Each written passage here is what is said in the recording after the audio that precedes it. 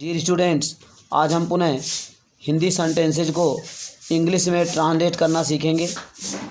आइए dear student, देखिए यहाँ हमने लिखा है टू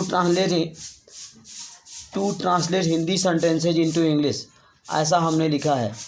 ठीक है, देखिए यहाँ हमने लिखा प्रेजेंट इंडेफिनिट टेंस। देखिए मैंने लिखा है PRIT, इसका मतलब है प्रेजेंट इंडेफिनिट टेंस। ठीक है, PRIT प्रेजेंट इंडेफिनिट टेंस, मैंने शॉर्ट में लिखा है प्रेजेंट इंडेफिनिट टेंस। ठीक है, यहाँ देखिए यहाँ मैंने लिखा है इंट्रोगेटिव सेंटेंसेज। ठीक है, हम इंट्रोगेटिव सेंटेंसेज का ट्रांसलेट करने जा रहे हैं।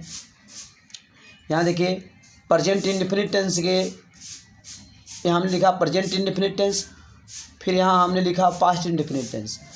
यहाँ देखिए प्रेजेंट इंडेफिनिट टेंस के इंट्रोगेटिव वाक्य का अनुवाद करना है।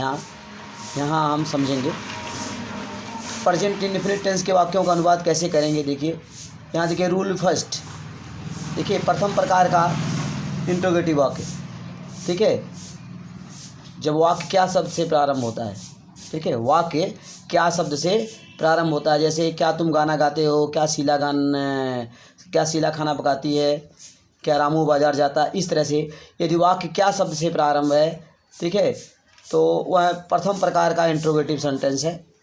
तो यहाँ पर क्या शब्द से, वाक्य क्या शब्द से प्रारंभ है, ठीक, तो प्रथम प्रकार का इंट्रोगेटिव सेंटेंस है।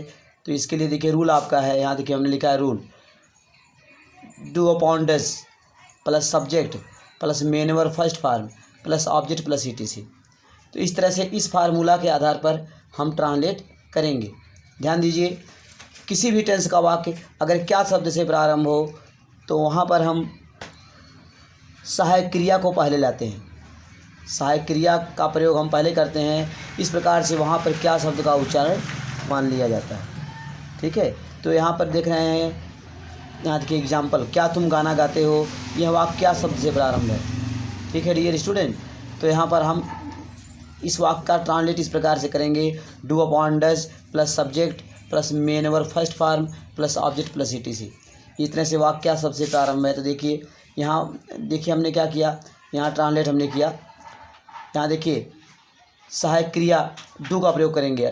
ठीक है, आप जानते हैं यहाँ पे सब्जेक्ट तुम है, यू, क्या तुम गाना गाते हो, यहाँ पर क्या तुम गाना गाते हो, यहाँ पर सब्जेक्ट जो है तुम है, यू है, तो यू के साथ आप डू का प्रयोग करेंगे। क्या तुम गाना गाते हो, यहाँ सब्जेक्ट यू है, ठीक है, यू के साथ आप डू का प्रयोग करोगे तो लिखोगे do you sing a song. Do उसके बाद सब्जेक्ट यू हो जाएगा, सिंग ए सॉन्ग, क्या तुम गाना गाते हो। तो डियर स्टूडेंट, इस तरह से आपने सहायक क्रिया डू का प्रयोग किया और यहाँ पर सब्जेक्ट तुम है, यू है, ठीक है, और तुम यू के साथ डू का प्रयोग होता है, ऐसा आपको बताया जा चुका है। इस तरह से आपने ट्रांसलेट किया। अब देखिए dear student, past indefinite tense में इसी वाक्य को हम पास्ट इंडेफिनिट टेंस में ले जाते हैं। ठीक है, तो यहाँ देखिए पास्ट इंडेफिनिट टेंस में जब वाक्य आपका होगा क्या तुमने गाना गाया, ठीक है, वाक्य आपका जब होगा क्या तुमने गाना गाया, क्या तुमने गाना गाया, क्या तुमने गाना गाया, अथवा क्या तुम गाना गाते थे। ठीक है, अब यही वाक्य पास्ट इंडेफिनिट टेंस में चला गया। आप जानते हैं पास्ट इंडेफिनिट टेंस की पहचान ता था ते थे ती थी या ये ई, इसकी पहचान जो है आप जानते हैं डियर स्टूडेंट, पहचान इसकी है ता था ते थे,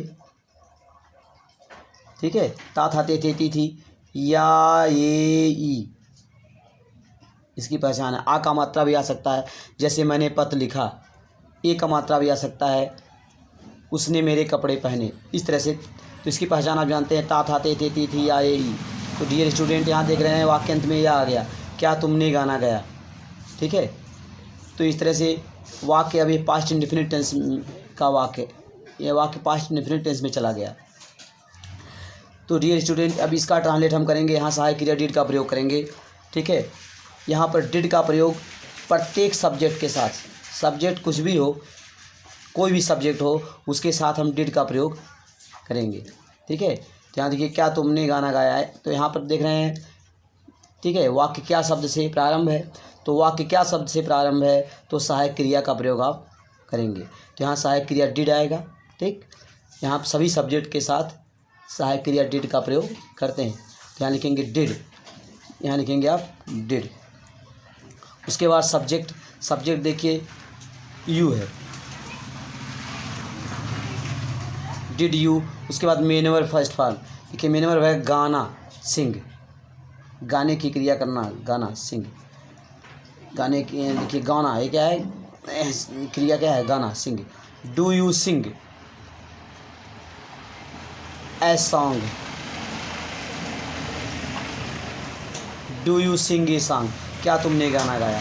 तो डियर स्टूडेंट, इस तरह से ये वाक्य पास्ट इंडेफिनिट टेंस का वाक्य है। तो आप समझ गए पास्ट इंडेफिनिट टेंस की पहचान था, थे, थी, आए, ई। ठीक है, इस तरह से ये वाक्य क्या तुमने गाना गाया, ऐसे ही क्या उसने खाना खाया, क्या वह यहाँ आता था। तो इस तरह से वाक्य पास्ट इंडेफिनिट टेंस में, ठीक है, पास्ट इंडेफिनिट टेंस का वाक्य होगा इस प्रकार से। तो यहाँ आप समझ सकते हैं।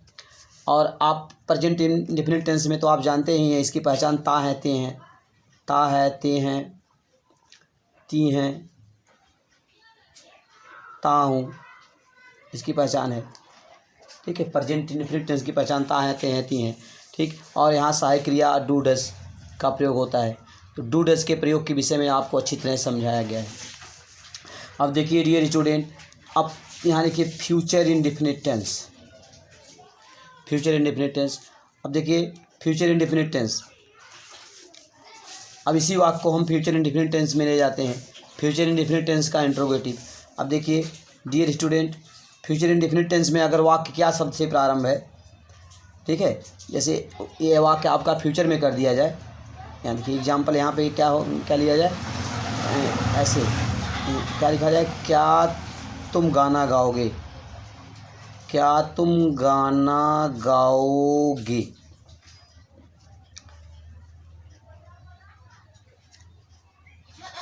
इस प्रकार से लिखा जाए। तो डियर स्टूडेंट, यहाँ देखिए क्या तुम गाना गाओगे, ये वाक्य फ्यूचर इंडेफिनिट टेंस में हो गया। ठीक है, क्या तुम गाना गाओगे, ये वाक्य फ्यूचर इंडेफिनिट में। यहाँ देखिए क्या तुम गाना गाते हो, ये वाक्य प्रेजेंट इंडेफिनिट टेंस में, क्योंकि वाक्य अंत में ता है, ते हैं, ती हैं। तो ये प्रेजेंट इंडेफिनिट का इंट्रोगेटिव। क्या तुमने गाना गाया, या क्या तुम गाना गाते थे। तो इस तरह से वाक्य पास्ट इंडेफिनिट टेंस में होगा, क्योंकि इसकी पहचान ता था, ते थे, ती थी, या, ये, ई। ठीक है, यहाँ पे आप समझ रहे हैं। अब देखिए, और जब यहाँ देखिए क्या कहा जाएगा, क्या तुम गाना गाओगे, तो यह वाक्य फ्यूचर इंडेफिनिट टेंस में। ठीक है, इस प्रकार से यह वाक्य फ्यूचर इंडेफिनिट टेंस में होगा, क्योंकि फ्यूचर इंडेफिनिट टेंस, ठीक है, फ्यूचर इंडेफिनिट टेंस की पहचान गा, गे, गी ये होता है। तो यहाँ क्या तुम गाना गाओगे, ये वाक्य फ्यूचर इंडेफिनिट टेंस में हो गया। ठीक है, तो फ्यूचर इंडेफिनिट टेंस का इंट्रोगेटिव है। अब इसका ट्रांसलेट हम कैसे करेंगे, देखिए यहाँ पे लिखे देंगे रूल, यहाँ आप रूल लिखेंगे।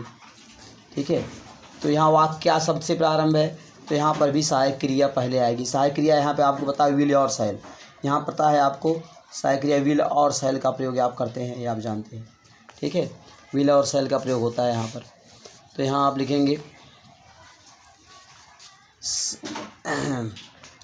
Will upon shall, will upon shall, ठीक, plus subject plus main verb first form plus object plus ETC, इस प्रकार से।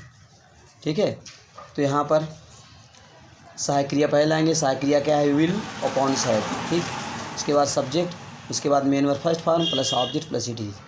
देखिए वाक्य क्या शब्द से प्रारंभ है, क्या तुम गाना गाओगे, तो सहायक क्रिया पहले आएगी। अब देखिए यहाँ पर सहायक क्रिया विल और शैल, आपको पता है आई और वी के साथ शैल का प्रयोग करते हैं, बताया गया है, और बाकी सभी सब्जेक्ट के साथ विल का प्रयोग करते हैं। ठीक है, ये आप जानते हैं। तो यहाँ पर आप विल का प्रयोग करेंगे, लिखेंगे क्या तुम गाना गाओगे, तो सहायक क्रिया विल, यू के साथ विल लगेगा, will you sing a song, will you sing a song. इस प्रकार से आप यहाँ जब जो है विल का प्रयोग करेंगे आप, सहायक क्रिया विल। क्या तुम गाना गाओगे, will you sing a song. इस प्रकार से डियर स्टूडेंट आपने ट्रांसलेट किया, ठीक है। तो आप जानते हैं आई और वी के साथ सेल लगाते हैं आप, बाकी सभी सब्जेक्ट के साथ विल। लेकिन डियर स्टूडेंट आज के फैशनेबल ज़िंदगी में, ठीक है, लोग क्या करते हैं, धूम धड़ाके के साथ सभी सब्जेक्ट के साथ जो है आप क्या करते हैं, लोग विल का प्रयोग करते हैं। सब्जेक्ट कुछ भी हो, जैसे I will go to market, I will punish you, I will eat the food, you will come here. इस प्रकार आज के फैशनेबल ज़िंदगी में सब्जेक्ट कुछ भी हो, हर जगह विल का प्रयोग करते हैं। लेकिन जो आपका नियम है कि आई और वी के साथ सेल का प्रयोग करते हैं और बाकी सभी सब्जेक्ट के साथ विल का प्रयोग करते हैं। तो ये नियम है। तो इस प्रकार से यहाँ देखिए यू के साथ, यहाँ पर सब्जेक्ट यू के साथ सहायक क्रिया हेल्पिंग वर्ब विल का प्रयोग करेंगे। तो वाक्य क्या शब्द से प्रारंभ है, वाक्य यहाँ क्या शब्द से प्रारंभ है, इसलिए सहायक क्रिया को पहले आप लाएंगे। इस प्रकार डियर स्टूडेंट इसका ट्रांसलेट होगा will you sing a song. तो इस तरह से आपने ट्रांसलेट किया। तो डियर स्टूडेंट आज की पढ़ाई यहीं पर समाप्त करते हैं, फिर उसके बाद हम अगले वीडियो में अध्ययन करेंगे।